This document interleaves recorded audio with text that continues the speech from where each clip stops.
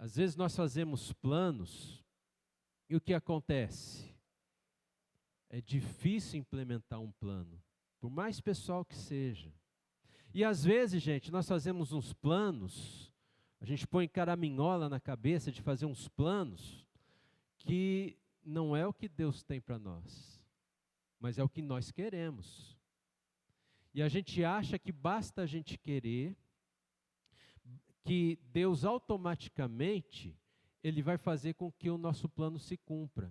E as coisas não funcionam desse jeito. Na verdade, Deus só abençoa o plano que nasceu no coração dele.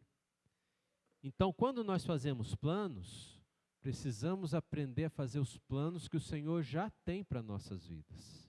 Não inventar planos novos.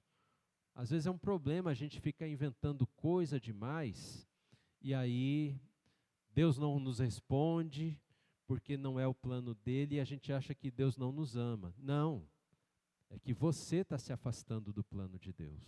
E Deus não abençoa quando você se afasta dele. Essa é a verdade.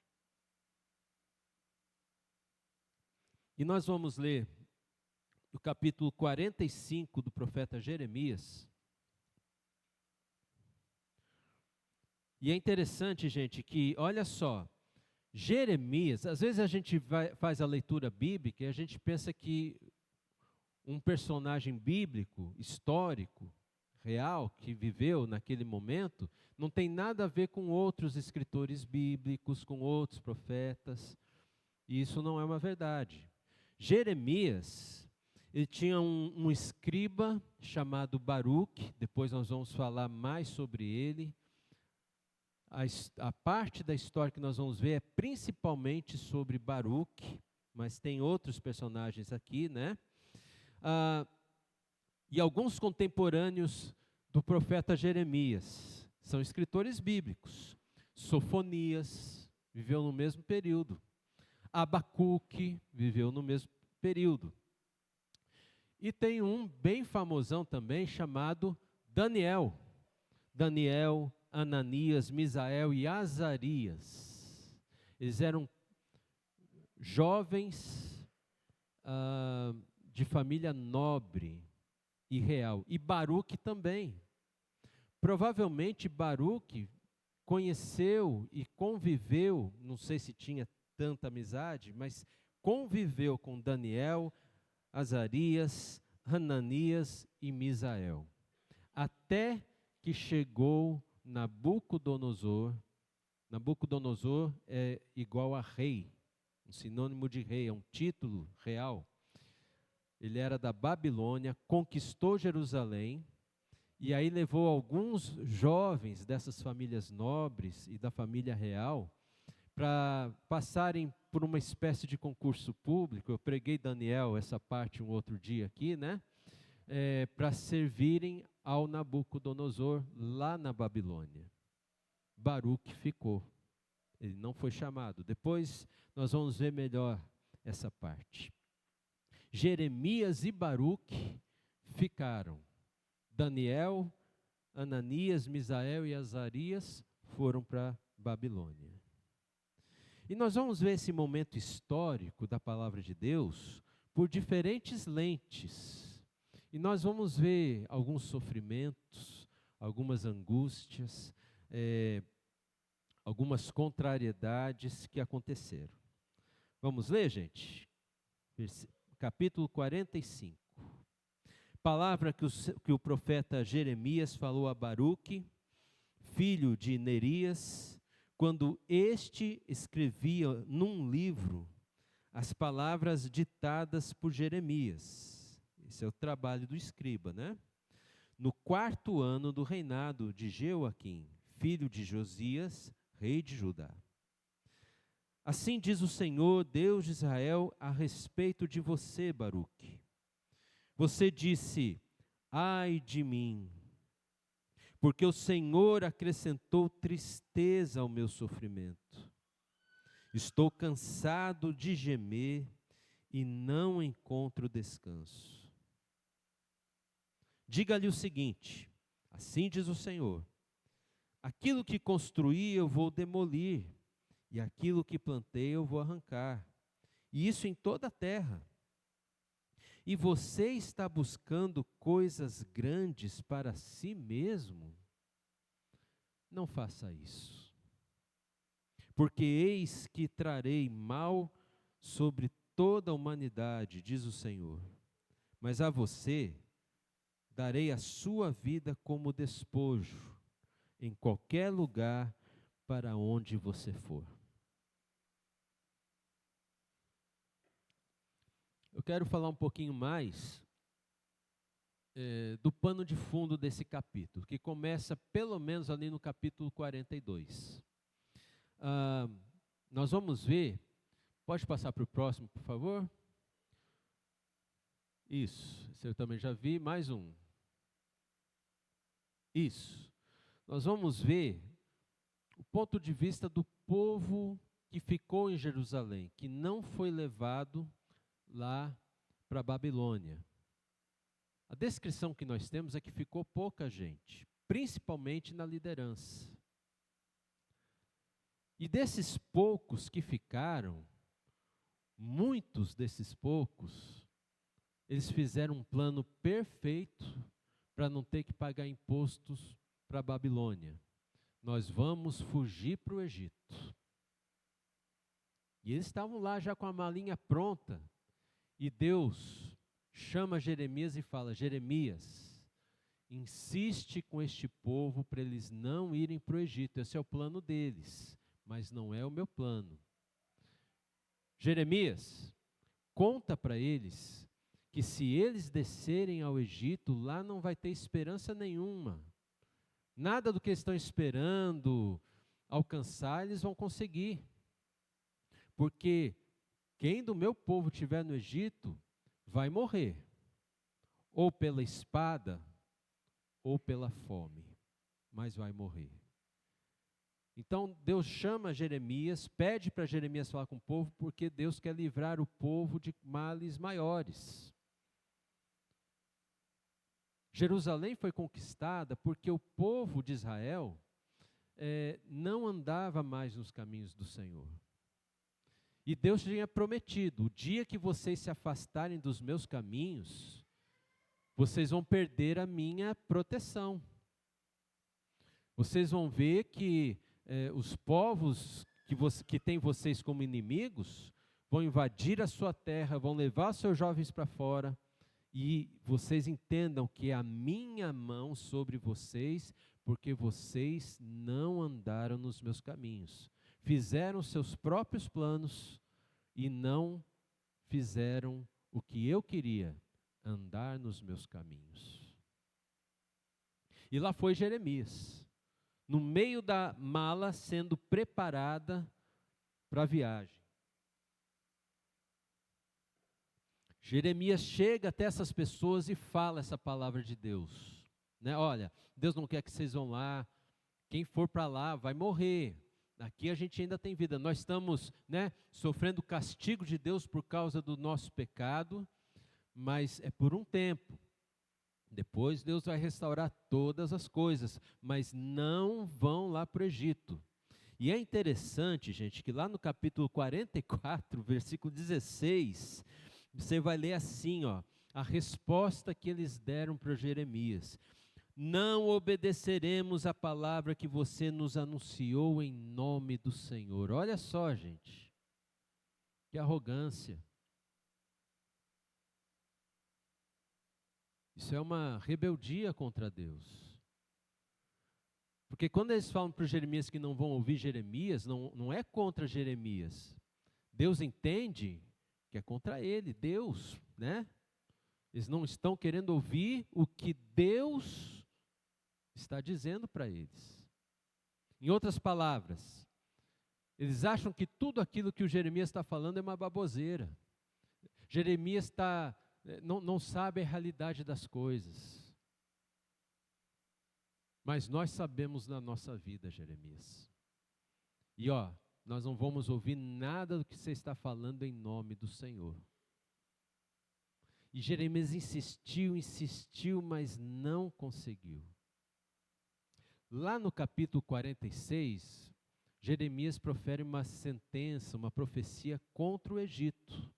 E você vai ver que o Nabucodonosor, o que ele fez em Jerusalém, vai fazer lá no Egito também. E tudo mão de Deus, né? Então eles estão fugindo para o Egito, Deus avisou para eles não irem, eles não confiam em Deus, e eles não sabiam o que Deus estava planejando, né? Então, um povo desobediente. Deixa eu fazer uma pergunta. Você é daqueles que busca os caminhos de Deus, os planos de Deus para a sua vida? Ou você é daqueles que faz os teus próprios planos, acha que Deus tem a obrigação de abençoar os seus planos porque você orou e que Deus vai fazer tudo do jeito que você quer? Qual desses dois você é? Porque esse povo que estava fugindo para o Egito era assim que eles pensavam. O meu plano é melhor. Lá no Egito eu vou me dar melhor. Jeremias vai ver só. Se voltaram contra Jeremias, mas Deus tomou as dores de Jeremias para si. E quem desceu para o Egito morreu. Não teve nenhuma esperança. Pode ir para frente? Um outro ponto de vista é do próprio profeta Jeremias. Ele é um profeta que foi enviado por Deus para falar ao povo para não descer para o Egito. Ele insistiu, ninguém lhe deu ouvidos, né? Eu fico imaginando, porque pastor tem algo assim muito próximo de um profeta, não chega a ser um profeta. São dons diferentes, momentos diferentes. Talvez profeta, como descrito aqui na Bíblia, provavelmente não tem nos nossos dias. O dom de profeta é diferente hoje, mas é muito próximo, porque assim como Jeremias falava a palavra de Deus, pastores, padres, bispos, e qualquer seja o título, o cargo, se nós realmente temermos a Deus, nós sempre vamos falar a palavra de Deus. Não é verdade, gente? No temor de Deus é isso que acontece. E olha, na minha experiência, quantas vezes eu passei pelo que Jeremias passou. Sabe, você chega no irmão, ó irmão, sabe o jeito que você está fazendo assim? Não é bem assim, não é desse jeito. E eu entendo depois o que se passa na mente de todos, porque eles dão a entender o seguinte: pastor, eu sei que o senhor é pastor, eu sei que o senhor ora por mim, mas olha, o mercado onde eu trabalho, por exemplo, né, ou a minha faculdade, ou a minha vida, a minha família, não é desse jeito que o senhor está falando. Eu é que sei como funcionam as coisas, então eu não vou fazer do jeito do Senhor. Eu vou fazer do meu jeito. Só que assim, meus irmãos, nós confundimos muito a opinião do pastor com a palavra de Deus. A minha opinião, para aquilo que você quer para a sua vida, é irrelevante mesmo. Mas você deveria pensar, se eu estou dando uma opinião, ou se eu estou falando uma palavra de Deus para você. Olha, tem dias que você tem que dedicar ao Senhor. Você não pode dedicar só ao trabalho, você não pode dedicar só ao estudo. O Senhor não sabe como que é a minha realidade, pastor. Eu sei como funciona e eu vou fazer dar certo. Mas não faz de acordo com os princípios da palavra, que é Deus acima de tudo, tudo, né? Em primeiro lugar na nossa vida. Mas aí você fala, nesse momento, eu não posso priorizar Deus. Eu tenho que priorizar isso, aquilo, a educação dos filhos. E são coisas boas, não são coisas más, mas que me afastam de Deus.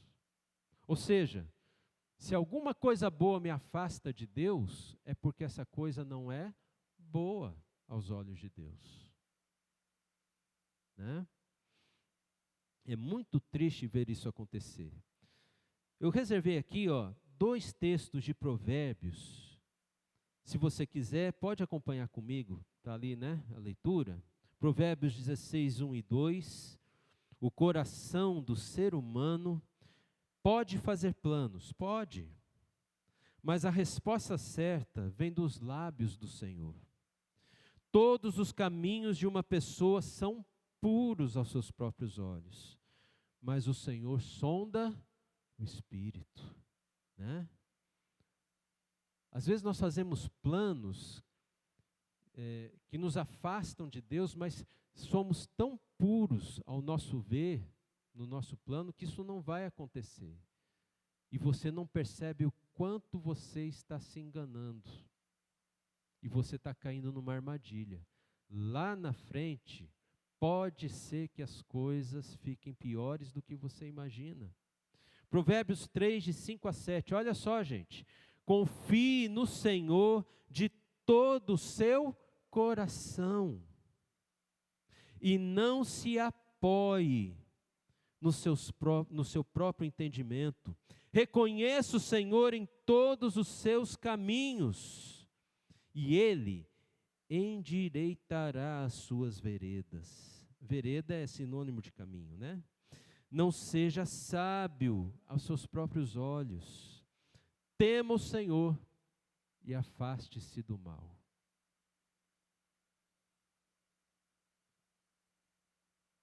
Meu irmão, minha irmã, se alguma coisa faz você priorizar essa coisa mesmo, e deixar Deus de lado, cuidado. É como se você descesse ao Egito, sem Deus querer que você faça isso. E lá no Egito, você não terá essa proteção de Deus. E por fim, gente, nós temos Baruque.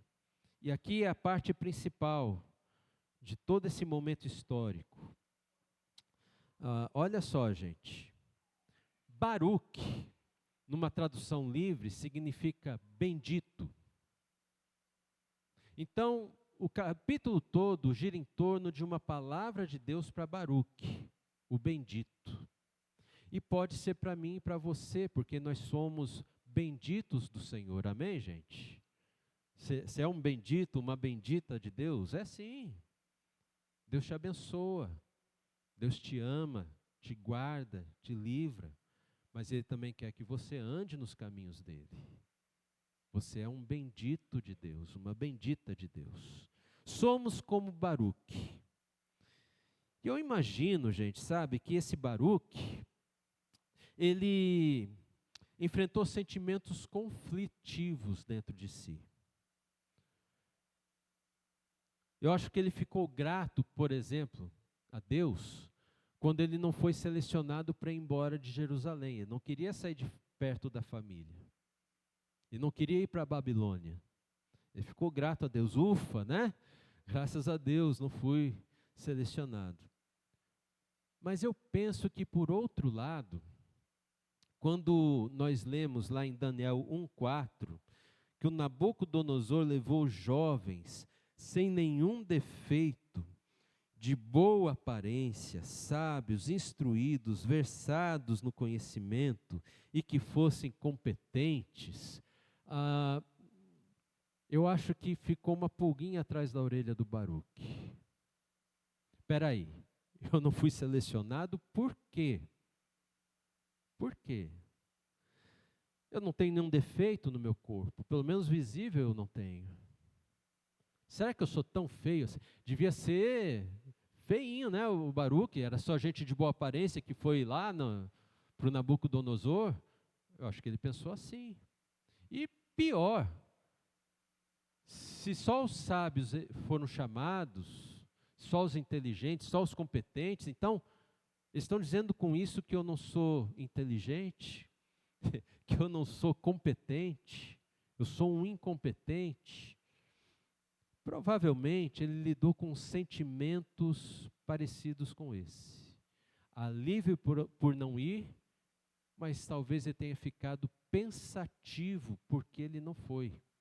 E eu digo isso, gente, pelo estudo que eu fiz, né, alguns comentaristas bíblicos que eu li, os textos bíblicos me fazem pensar que Baruque não gostou de pensar isso, e de alguma forma Baruque estava pensando, planejando mudar essa realidade. Talvez ele se sentisse na obrigação, ou talvez ele tivesse o desejo de ser o grande líder de Jerusalém naquele momento difícil. Ele queria mostrar o seu valor. Sabe, eu não vou deixar os outros me menosprezarem, não. Eu vou mostrar para eles que eu tenho valor, que eu sou inteligente, que eu sou sábio, que eu sou capaz, que eu sou competente. Você já não passou por isso, gente? Nossa, eu já. Tem horas na vida que a gente sente assim que ninguém escolhe a gente. Você é lá as últimas opções. E aí você quer suplantar isso, né? Você quer mostrar para todo mundo que não é bem assim, que todo mundo está errado. Baruque estava com esse sentimento. Ele deve ter pensado tudo isso. Eu acho que ele queria mostrar o seu valor. Ele tinha sangue azul. Ele queria mostrar que era tudo o que os outros que foram para a Babilônia eram. Talvez ele quisesse ser tipo um salvador de Jerusalém. Então veio a palavra do Senhor para Baruque, por meio do profeta Jeremias. E essa palavra do Senhor nós vamos entender em 3 movimentos. Pode colocar o próximo, por favor. Isso, 3 coisas importantes que Deus fala a Baruque e que nos ajudam a vencer a nossa tristeza, o nosso cansaço, as nossas frustrações, né? A partir do versículo 3. Quando Deus disse o que Baruque estava sentindo, é porque Deus via o coração do Baruque. Deus sabia, conhecia tudo que ele pensava. Deus sabia como ele se sentia naquele momento. Deus vê a tristeza, o cansaço. É interessante o termo que Baruque usa, né, que Deus mostra assim, que está no coração do Baruque. Eu não encontro descanso. Isso tem a ver com umas promessas bíblicas dos profetas. Isaías, você encontra muito isso, né? Que Deus vai dar descanso ao seu povo. No momento atual. As lutas vão ser grandes, mas vocês podem descansar em mim. E eu fico me perguntando por que Baruque estava tão cansado. Eu não pus aqui, mas abra sua Bíblia lá em Hebreus capítulo 3, versículo 7. Olha só. Fala sobre o povo de Deus, séculos antes de Abacuque, de Baruque, esse povo todo, Jeremias, séculos antes, que também não entrou no descanso, como Baruque não tinha descanso. Olha só, gente. Hebreus 3:7. Por isso, como diz o Espírito Santo, hoje se ouvirem a sua voz, não endureçam o coração como foi na rebelião, no dia da tentação no deserto, onde os pais de vocês me tentaram, pondo-me à prova, e viram as minhas obras durante 40 anos. Por isso me indignei contra essa geração e disse: o coração deles se afasta sempre de mim.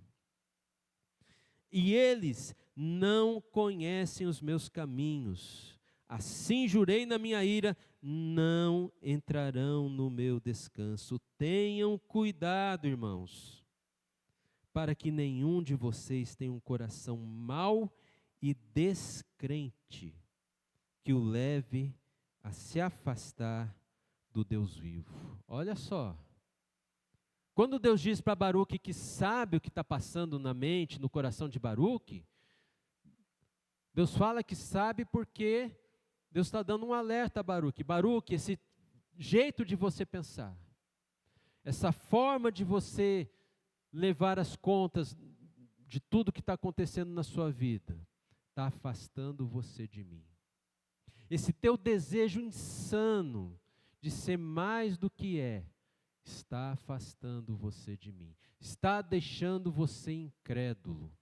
Você está confiando nos teus planos, mas você não está confiando nos meus. Quem faz força para os seus planos darem certo, logo se frustrará, porque não confia nos planos de Deus. Tem uma segunda parte, pode pôr ali para a gente, por favor?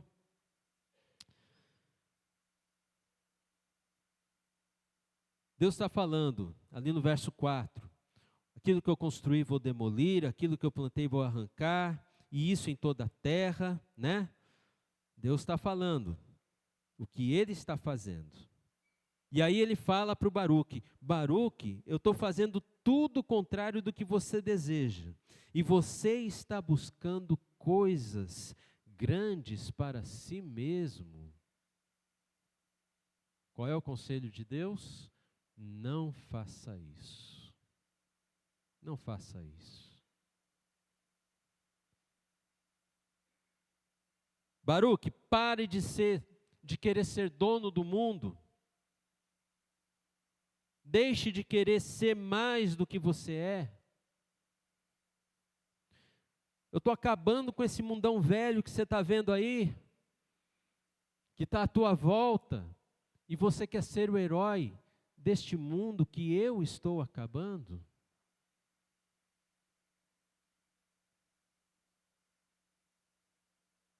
O que Deus faz, ninguém dá conta de desfazer. Baruque, não seja o primeiro a tentar, porque você vai ser mais um que vai se frustrar e vai fracassar. Salmo 131, versículos 1 e 2. Eu acho que Jeremias deve ter recitado esse salmo para o Baruque, porque cabe tão bem aqui nessa conversa, gente. Olha o que diz o salmo: Senhor, não é arrogante o meu coração, nem arrogante o meu olhar. Não ando à procura de coisas grandes, nem de coisas maravilhosas demais para mim. Pelo contrário, fiz calar e sossegar a minha alma. Como criança desmamada se aquieta nos braços da sua mãe, assim é a minha alma dentro de mim. Jeremias está falando o seguinte para o Baruque: Baruque, para de desejar as coisas grandes. Deseje uma vida simples. Simples. Não fica querendo alcançar mais coisa do que você tem. Lá no Novo Testamento a gente até lê assim, ó, se você tem o que comer, onde morar, o que vestir, fique contente. Vida simples. Você até pode ter coisas boas, conforto, tudo bem. Mas isso não pode ser a primeira coisa da sua vida. Você não pode viver para ter essas coisas. Você precisa aprender a esperar em Deus que Ele te dê tudo o que você precisa. E é nesse sentido que o Salmo 23 afirma: o Senhor é o meu pastor. A paz só existe para quem não busca coisas grandes para si mesmo. Você está muito sem paz? Presta atenção ao que você está buscando. E por último, gente, ali no finalzinho do versículo 5, o Senhor fala uma palavra ali que para nós é difícil de entender. Mas a você, Baruque, darei a sua vida como despojo. Despojo, naquele tempo, era uma linguagem militar. Dois exércitos se degladiavam, o que perdia, geralmente todos morriam, o exército vencedor ia pegar o armamento, a comida, os animais, tudo que sobrou do inimigo, agora é do exército vencedor.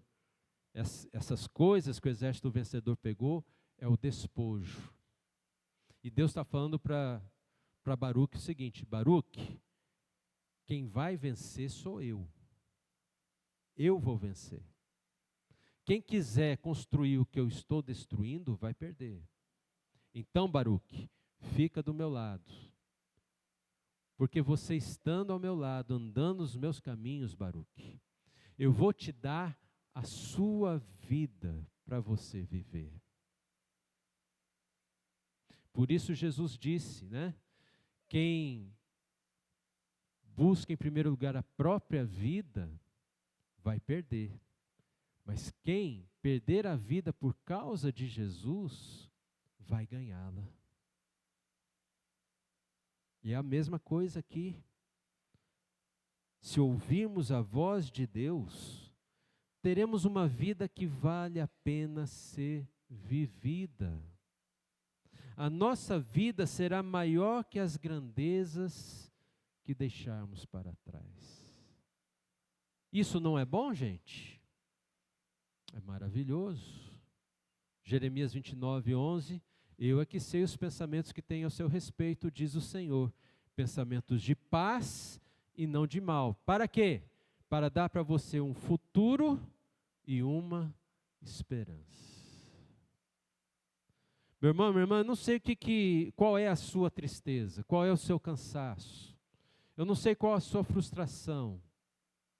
Eu não sei que tipo de sentimento negativo você tem que lidar na sua vida, mas eu sei de uma coisa. Se você entregar a sua vida a Deus, por meio de Jesus, Deus vai abençoar a sua vida, que em meio às suas lutas, você vai ser mais que vencedor. Amém, gente? Por isso agora eu quero convidar você a fechar os teus olhos, baixar a tua cabeça, se desligar de tudo e de todos. E eu quero que você coloque a sua vida diante do Senhor. Isso é uma oração. O Espírito Santo sabe como você está. O Espírito Santo sabe o que deixa você cansado, ao ponto de você falar assim, não aguento mais essa vida. Ele sabe. Mas será que não é porque você está buscando coisas grandiosas deste mundo que está falido? Será que é por isso que você não tem paz? Peça para Ele derramar sobre você a paz verdadeira. Se você está ouvindo essa mensagem é porque Deus quer mudar a tua tristeza em alegria. Deus quer que o seu cansaço desapareça porque Ele é o nosso descanso.